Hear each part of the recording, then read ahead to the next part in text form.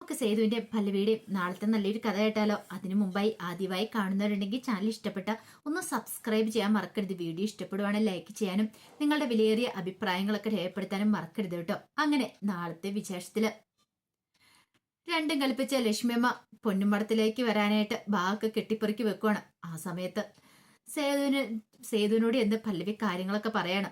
സേതുവേട്ട അമ്മ പോവാന്ന് പറയണേ. അത് കേട്ടുകഴിഞ്ഞപ്പോ സേതു ചെങ്ങോട്ട് മേലെ അടുത്ത വീട്ടിലേക്ക് അമ്മ വീട്ടിലേക്ക് പോവാന്ന് പറഞ്ഞേ. ഇനി അവിടെ ചെന്നിട്ട് എന്തൊക്കെ പ്രശ്നങ്ങൾ ഉണ്ടാവും അറിയില്ല എന്ന് പറയണ. സേതു പറഞ്ഞു, ഒരു കാര്യം ചെയ്യാം, ഞാൻ അമ്മയോട് നിന്ന് സംസാരിച്ച് നോക്കാന്ന് പറയണ. വെറുതെ അവിടെ ചെന്ന് പ്രശ്നം ഉണ്ടായിട്ടുണ്ടെങ്കിൽ ഇന്നാളത്തെ പോലെ അമ്മ വീണ്ടും ഇനി ആത്മഹത്യാ ശ്രമം എന്തെങ്കിലും നടത്തിയാലോ എന്നൊരു ചിന്തയായിരുന്നു സേതുവിന്റെ മനസ്സിൽ. പെറ്റമ്മയല്ലേ, അങ്ങനെ കൂടെ ഉപേക്ഷിക്കാൻ പറ്റുമോ?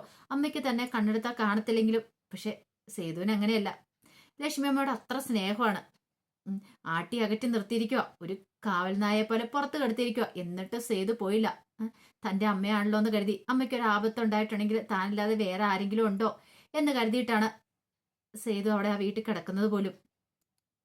പിന്നീട് സേതു ലക്ഷ്മി അമ്മയുടെ അടുത്തേക്ക് വരുവാണ്. ലക്ഷ്മി അമ്മ എടുത്തു വന്നിട്ട്, അമ്മേ, എന്നോടുള്ള വാശിക്ക് അമ്മ മേലെടുത്തേക്ക് പോകേണ്ട കാര്യമൊന്നുമില്ല. അമ്മ ഇപ്പോൾ ഒരിടത്തേക്കും പോകണ്ട.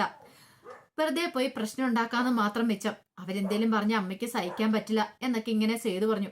അത് കേട്ട് കഴിഞ്ഞപ്പോഴത്തേനും ലക്ഷ്മി അമ്മയ്ക്ക് ദേഷ്യമായി. അതൊക്കെ പറയാൻ നീ ആരടാ? നീ എന്റെ ആരാ? ഞാൻ നീയും തമ്മിൽ എന്താ ബന്ധം? മേലാല് മകനാണ് എന്നൊരു ബന്ധം പറഞ്ഞുകൊണ്ട് എന്റെ മുന്നിലേക്ക് വന്നാണ്ടല്ലോ.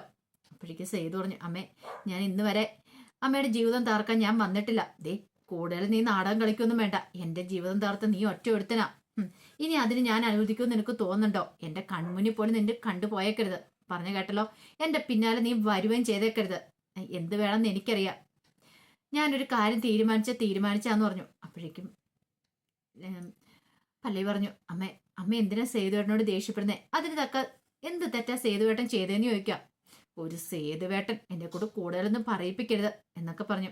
ഒന്ന് പോയി തരാമെന്നൊക്കെ ചോദിക്കണം. ഇങ്ങോട്ട് കയറി വരലെന്ന് എന്നോട് പറഞ്ഞല്ലേ എന്നൊക്കെ ചോദിച്ചു. അങ്ങനെ സേതുവിനെ ഇറക്കി വിട്ടു. പിന്നീട് ലക്ഷ്മി അമ്മ മൂർത്തിനെ അവന് വിളിക്കുന്നത്. മൂർത്തിനെ വിളിച്ചിട്ട് ചോദിച്ചു, മൂർത്തി, എങ്ങനെയായ കാര്യങ്ങളൊക്കെ? എല്ലാം ഓക്കെ ആയെന്ന് ചോദിക്കണം. എല്ലാം ഓക്കെയാണ് മാഡെന്ന് പറയണം. എന്നാ ശരി, ഇങ്ങോട്ടേക്ക് വരാൻ പറയണം. അങ്ങനെ മൂർത്തിയാണ് ലക്ഷ്മി അമ്മയെ കൊണ്ടുവരാനായിട്ട് അങ്ങോട്ട് വരുന്നത്. അങ്ങനെ ലക്ഷ്മി അമ്മ വണ്ടിയിലേക്ക് കയറി പോകുന്നത് കണ്ടു കഴിഞ്ഞപ്പോ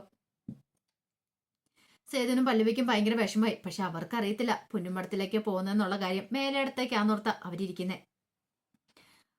ഇതേ സമയത്ത് ക്ഷേത്രത്തിൽ പോയി വഴിപാടുകളും കാര്യങ്ങളൊക്കെ നടത്തി. കുറെ പൂജകളും കാര്യങ്ങളൊക്കെ ഉണ്ടായിരുന്നു. അതിനൊക്കെ ശേഷം വിശ്വവും രാജലക്ഷ്മിയും കൂടെ വീട്ടിലേക്ക് വരുവാണ്. വീട്ടിലേക്ക് വരുന്ന സമയത്ത് കഥകളൊക്കെ തുറന്നു കിടക്കുന്നുണ്ട്. രാജലക്ഷ്മി ഓർത്തി, ഇതെന്താ കൊച്ചു കഥ തുറക്കാത്തെ എന്നൊക്കെ ഓർത്തുകൊണ്ട് അങ്ങനെ അകത്തേക്ക് കയറി ചെല്ലുമ്പോ ഹാളില്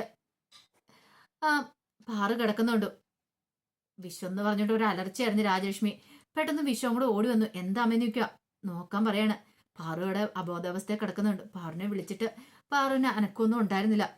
ആ സമയത്ത് അവിടെ ഇന്ദ്രനെ വിളിച്ചിട്ട് ഇന്ദ്രനെ കാണുന്നില്ല. വിശ്വത്തിനൊക്കെ എന്താ സംഭവിച്ചതെന്ന് മനസ്സിലായില്ല.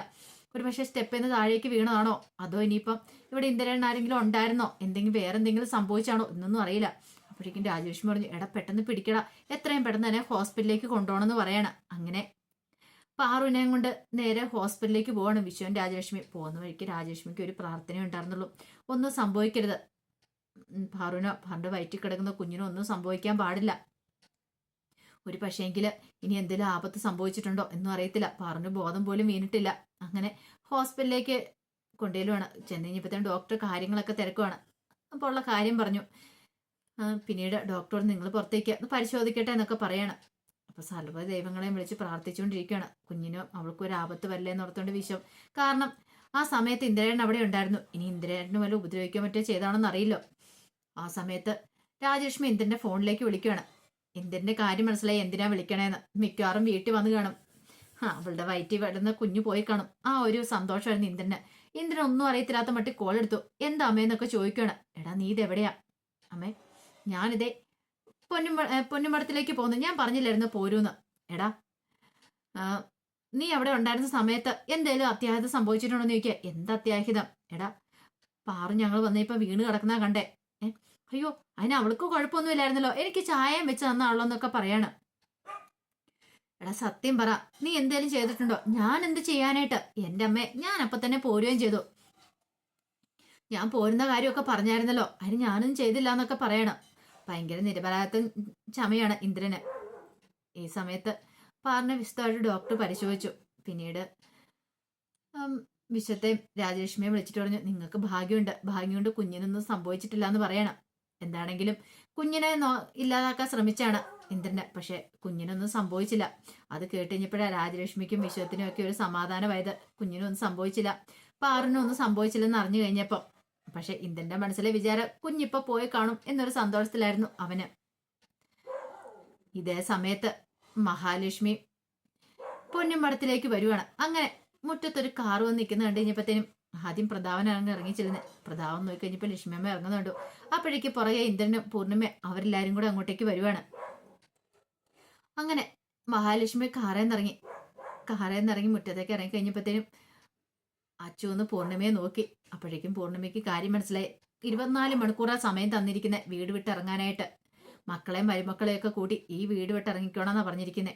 പിന്നീട് അച്ചു അങ്ങോട്ട് വന്നിട്ട് ലക്ഷ്മിയമ്മയോട് ചോദിച്ചു, എന്താന്ന് ചോദിക്കണം. അപ്പോഴേക്കും ലക്ഷ്മിയമ്മ പറഞ്ഞു, അല്ല നിന്റെ അമ്മ കാര്യങ്ങളൊന്നും പറഞ്ഞില്ലായിരുന്നു എന്ന് ചോദിച്ചു. അപ്പോഴേക്കും അച്ചു പറഞ്ഞു, പറഞ്ഞിട്ടുണ്ടായിരുന്നു. അതെ, ലക്ഷ്മിയമ്മ ഒരു അന്ത്യശാസനമൊക്കെ തന്ന് അറിയാൻ കഴിഞ്ഞു. അല്ല ഞങ്ങൾ എന്തിനു ഇവിടെ നിറങ്ങണം, ഞങ്ങൾ ഇവിടെ നിറങ്ങേണ്ട കാര്യമൊന്നുമില്ല. ഇത് എൻ്റെ അച്ഛൻ്റെ വീടാന്ന് പറയണം. എൻ്റെ അച്ഛൻ ഞങ്ങൾക്ക് വേണ്ടി പണി കഴിപ്പിച്ച വീടാന്ന് പറയണം. അച്ഛൻ പണി കഴിപ്പിച്ച വീട്, അതെ, ഇതിന്റെ അവകാശി വേറെ ആളാ. ഇത് നിന്നോടൊന്നും പറയേണ്ട കാര്യമില്ല. നിന്റെ അമ്മയ്ക്ക് കാര്യങ്ങളൊക്കെ അറിയാം. അമ്മയോട് കാര്യങ്ങളൊക്കെ വിശദമായിട്ട് പറഞ്ഞിട്ടുണ്ട്. ഇനിയിപ്പൊ അതും അറിയത്തില്ലെങ്കിൽ നീ ഒരു കാര്യം ചെയ്യ, ഈ പേപ്പർ അങ്ങോട്ട് പിടിക്കാൻ പറയണം. അതും പറഞ്ഞിട്ടൊരു കവർ അങ്ങോട്ട് നീട്ടുവാണ്. അച്ഛന് എന്താന്ന് മനസ്സിലായില്ല. അപ്പോഴേക്കും അച്ഛൻ ചോദിച്ചു, എന്താ ഇത്, നിനക്ക് വായിക്കാൻ അറിയാവുന്നല്ലേ, നീ വായിച്ചു നോക്കാൻ പറയണം. നിയമപരമായിട്ട് മാധവമേനന്റെ ഭാര്യ ഇപ്പോഴും ലക്ഷ്മി തന്നെയാണ്. കാരണം അവിടെ പൂർണ്ണിമയ്ക്കൊരു അവകാശമില്ല. ക്ഷേത്രത്തിൽ വെച്ചിട്ട് താലികെട്ട് മാത്രം നടത്തിയിട്ടുള്ളൂ. അതിനപ്പുറത്തേക്ക് അവര് തമ്മിൽ 3 മക്കളുണ്ടെന്നല്ലാതെ വേറൊരു ബന്ധവും ഇല്ല. നീപരമായിട്ട് വേറൊരു ബന്ധവും ഇല്ല. ഭാര്യ ഇപ്പോഴും ലക്ഷ്മി തന്നെയാണ്.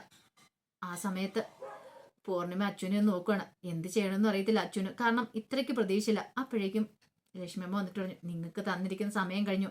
അതെ, ഇവിടെ നിന്ന് ഇറങ്ങണമെന്ന് പറയണം. ഇനി ഇവിടെ ഞാനാണ് കഴിയാനായിട്ട് പോകുന്നത്. ഇത്രയും കാലം എൻ്റെ ഔദാര്യത്തിലല്ലേ പൂർണ്ണിമ നീ ഇവിടെ കഴിഞ്ഞേ. നീ നിന്റെ മക്കളെ മരുമക്കളെ വിളിച്ചുകൊണ്ട് ഈ നിമിഷം ഇറങ്ങണമെന്ന് പറഞ്ഞു.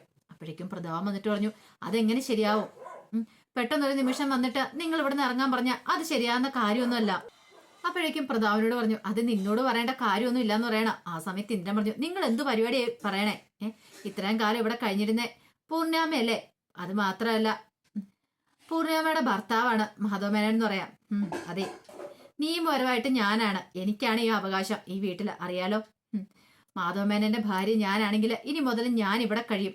എനിക്ക് അവിടെ അവകാശം എന്നൊക്കെ പറഞ്ഞുകൊണ്ട് അങ്ങോട്ട് കയറാൻ ഒരുങ്ങുവാണ്. ഈ സമയത്ത് എന്ത് ചെയ്യണമെന്ന് അറിയത്തില്ലായിരുന്നു പൂർണ്ണിമയ്ക്കൊക്കെ. കാരണം ഇത്ര പെട്ടെന്ന് ഇവർ വന്ന് അധികാരം സ്ഥാപിക്കുന്ന പ്രതീക്ഷയില്ല. അപ്പോഴേക്കും അച്ചു പോയിട്ട് സേതുവിനെ ഫോൺ വിളിക്കുകയാണ്. സേതുവിനെ ഫോൺ വിളിച്ചിട്ട് ഇവിടെ ലക്ഷ്മമ്മ വന്നിട്ടുണ്ട്, കാര്യങ്ങളൊക്കെ പറയണം. ഇത് കേട്ട് കഴിഞ്ഞപ്പോഴത്തേനും സേതു പെട്ടെന്ന് പല്ലവിയെ വിളിച്ചിട്ട് കാര്യങ്ങൾ പറയണം. അമ്മ അവിടെയാ ചെന്നിരിക്കുന്നത്, പൊന്നുമടത്ത് ചെന്നിട്ടുണ്ട്. പൊന്നുമടത്തില് ആധിപത്യം സ്ഥാപിക്കാനെന്നും പറഞ്ഞ അമ്മ ചെന്നിരിക്കുന്നൊക്കെ പറയണം. അത് കേട്ട് കഴിഞ്ഞപ്പോ പല്ലവി ഒന്ന് ഞെട്ടിപ്പോയി. അവരും പ്രതീക്ഷ കാര്യമായിരുന്നില്ലത്. അങ്ങനെ സേതുവും പല്ലവിയും കൂടെ പെട്ടെന്ന് തന്നെ പൊന്നുമടത്തിലേക്ക് വരുന്നുണ്ട്. ഈ സമയത്ത് ലക്ഷ്മിയമ്മ അവിടെ ഇങ്ങനെ കാത്തു നിൽക്കുവാണ് പൂർണ്ണിമ ഇറങ്ങാൻ വേണ്ടിട്ട്. പൂർണ്ണിമയോട് പറഞ്ഞിരിക്കുന്നത് പെട്ടെന്ന് തന്നെ മക്കളെയും വിളിച്ചുകൊണ്ട് ഇറങ്ങിക്കോണമെന്നാ. ഇനി ഇവിടെ ഈ വീട്ടിൽ ഭരിക്കാൻ പോകുന്നത് ഞാനായിരിക്കും, മഹാലക്ഷ്മി ആയിരിക്കും. മാധവമേനന്റെ ഭാര്യയാണ് ഞാൻ, പറഞ്ഞു കേട്ടല്ലോ. ഒന്നിനെ ഇവിടെ കണ്ടുപോയേക്കല്ലോ എന്നൊക്കെ പറഞ്ഞുകൊണ്ട് അന്ത്യശാസനം കൊടുക്കുവാണ്. ഇതെല്ലാം കേട്ടോണ്ടാണ് അങ്ങോട്ടേക്ക് സേതുവും പല്ലവിയും കൂടെ വരുന്നത്. അവർക്കും എന്ത് ചെയ്യണമെന്ന് അറിയത്തില്ല. പിന്നീട് പല്ലവി എന്നിട്ട് ലക്ഷ്മിയമ്മയോട് പറഞ്ഞു, അമ്മ എന്താ ഇങ്ങനെയൊക്കെ പറയണേ? അമ്മ ഇങ്ങോട്ടേക്കാ വരുന്നതെന്ന് ഒരു വാക്ക് പോലും പറഞ്ഞില്ലല്ലോ. ഇവരെ അമ്മ ഇറക്കി വിട്ടുണ്ട്, ഇവരെങ്ങോട്ട് പോകുന്നോർത്താ? അതൊന്നും എനിക്ക് അറിയേണ്ട കാര്യമില്ല. ഇത്രയും നാളെ എന്റെ ഔദാര്യമായിരുന്നു പൂർണ്ണിമയ്ക്ക് ഉണ്ടായിരുന്നേ. പക്ഷെ ഇനി അങ്ങനെയല്ല, ഇവിടെ ഞാനാ ആധിപത്യം സ്ഥാപിക്കുന്നത്, മര്യാദയ്ക്ക് ഇപ്പൊ ഇറങ്ങിക്കോണം എന്നൊക്കെ പറയണം. അത് കേട്ട് കഴിഞ്ഞപ്പോ എന്ത് ചെയ്യണമെന്ന് അറിയത്തില്ലാതെ പൂർണ്ണിമ അച്ചുവൊക്കെ നിൽക്കുകയാണ്. അതുപോലെ തന്നെ ഋതു പ്രഗ്നന്റ് ആണല്ലോ, നിറവയറുമായിട്ട് ഋതുവുണ്ട്. സേതുവിനും ഒന്നും പറയാൻ പറ്റില്ല. കാരണം നിയമപരമായിട്ടുള്ള അവകാശങ്ങളൊക്കെ ലക്ഷ്മിയമ്മയ്ക്കാണല്ലോ. ഇനിയിപ്പം വിൽപത്രം എഴുതി വെച്ചിട്ടുണ്ടെങ്കിൽ അതിനകത്ത് പൂർണ്ണിമയ്ക്ക് മക്കൾക്ക് വേണ്ടിയിട്ട് പറഞ്ഞിട്ട് പ്രത്യേകം എഴുതി വെച്ചിട്ടുണ്ടോ എന്ന് അറിയത്തില്ല. അപ്പൊ അതിനെക്കുറിച്ചൊക്കെ അറിഞ്ഞു കഴിഞ്ഞാൽ മാത്രമേ അവർക്ക് അവിടെ എന്തെങ്കിലും ഒരു അധികാരം ഉണ്ടായിരിക്കുള്ളൂ. അല്ലെങ്കിൽ ലക്ഷ്മിയമ്മ ആയിരിക്കും അവിടെ ഭരിക്കാനായിട്ട് പോകുന്നത്. എന്തായാലും പൂർണ്ണിമയെ കൈവിടാനായിട്ട് സേതു ഒരുക്കല്ല. ആരൊക്കെ ഇറക്കി വിട്ടെന്ന് പറഞ്ഞാലും പൂർണ്ണിമയും കൊണ്ട് സേതു പോവുക തന്നെ ചെയ്യും. അപ്പൊ അതിന്റെ വിശേഷങ്ങളൊക്കെ നമ്മൾ കാണാനായിട്ട് പോകുന്നത്. ആ വിശേഷങ്ങൾക്കായി നമുക്ക് എല്ലാവർക്കും കാത്തിരിക്കാട്ടോ. ഒരിക്കൽ കൂടി എല്ലാവർക്കും ശുഭരാത്രി നേർന്നുകൊണ്ട് നിർത്തുന്നു. നന്ദി.